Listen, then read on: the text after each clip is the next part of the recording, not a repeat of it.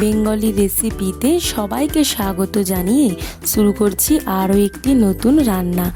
আজ আমি আপনাদেরকে শেখাবো গোবিন্দভোগ চালের খিচুড়ি। খিচুড়ি আমাদের কম বেশি কিন্তু সবারই প্রিয়। এই বর্ষায় বলুন শীতে বলুন সবারই কিন্তু ভীষণই খেতে ভালো লাগে। তবে এই রেসিপিটি একদম সিম্পলভাবে আমি শেয়ার করব। এই লকডাউনে হাতের সামনে না কিছু থাকলেও আপনি কিন্তু বাড়িতে খুবই সহজে বানিয়ে ফেলতে পারেন। তাহলে আর দেরি না করে কিভাবে বানাতে হয় চলুন দেখে নিই।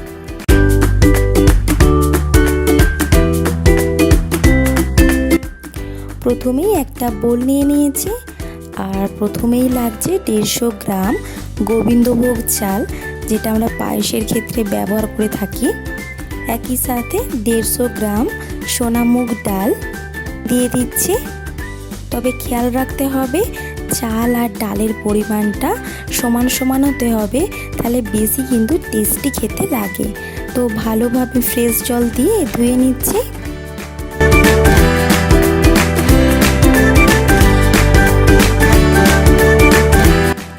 সুন্দরভাবে চাল আর ডালটা ফ্রেশভাবে ধুয়ে নিয়েছি।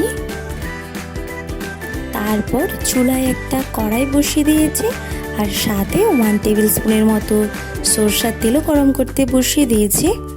একই সাথে দিয়ে দিচ্ছি 2টো তেজপাতা।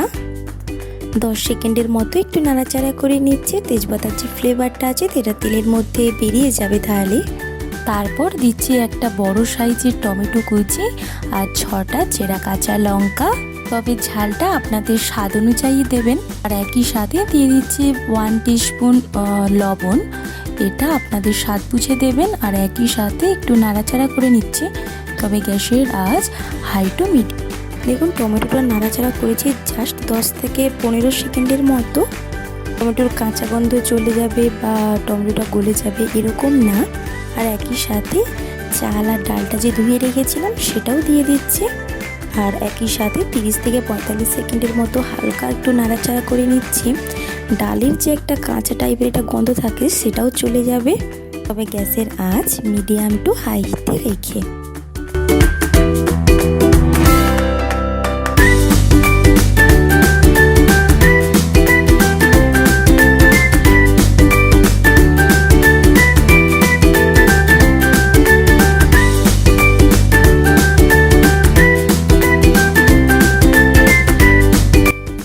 সুন্দরভাবে নাড়াচাড়া হয়ে গেছে।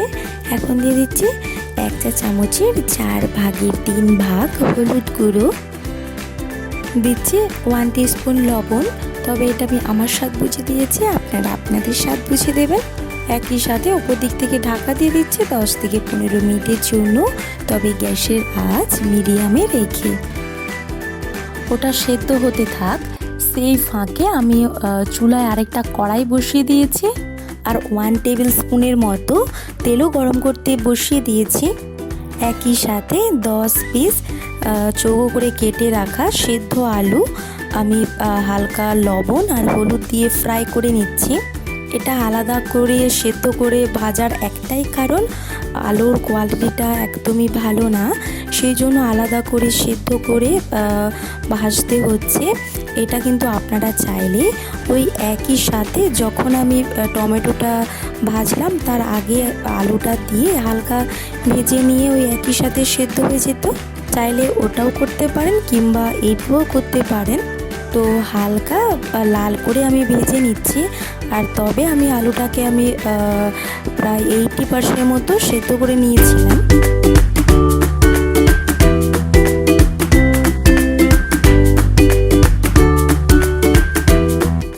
আলুটা হালকা লাল করে ভাজা হয়ে গেছে। 13 মিনিট পর ঢাকাটা খুলে দিচ্ছি, আর দেখুন জলটাও খুব সুন্দরভাবে অ্যাবসর্ব করে গেছে, আর চাল আর ডালটাও সুন্দরভাবে সেদ্ধ হয়ে গেছে। একই সাথে সেদ্ধ করে যে ভেজে রেখেছি আলুটা সেটাও দিয়ে দিচ্ছি। তারপর দিচ্ছি 1.5 টিস্পুন আদা বাটা আর 1 টিস্পুন জিরে বাটা, দুটোই মিলে 2.5 টিস্পুন দিয়ে দিচ্ছি। আর একই সাথে দিচ্ছি হাফ টিস্পুন চিনি।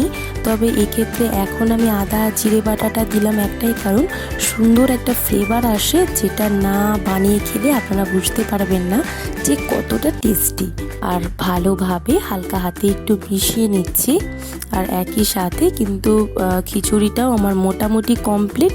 আর একই সাথে ওভেনটাও আমি অফ করে দিচ্ছি আর ওপর দিক থেকে ঢাকা দিয়ে রেস্টে রেখে দিচ্ছি। তারপর নিয়েছি 4টে এলাচ, তবে এটা ফাটিয়ে নিয়েছি। আর নিয়েছি 2 টুকরো দারচিনি।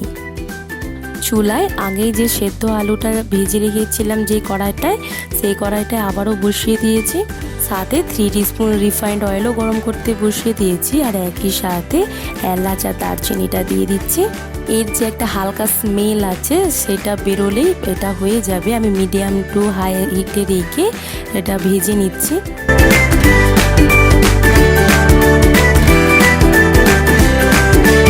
এলাচ আর দারুচিনির হালকা স্মেল বেরিয়ে গেছে। এই সময় দিচ্ছি হাফ টিস্পুন শুকনো লঙ্কার গুঁড়ো। গ্যাসের আঁচ মিডিয়াম ফ্লেমে রেখে হালকা একটু ভেজে নিচ্ছি 20 সেকেন্ডের মতো।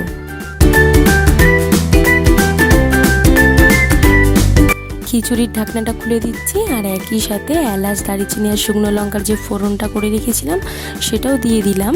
আর একই সাথে দিচ্ছি 4 টিস্পুন ঘি। হালকা একটু নাড়াচাড়া করে ওপর দিক থেকে ঢাকা দিয়ে দিচ্ছি।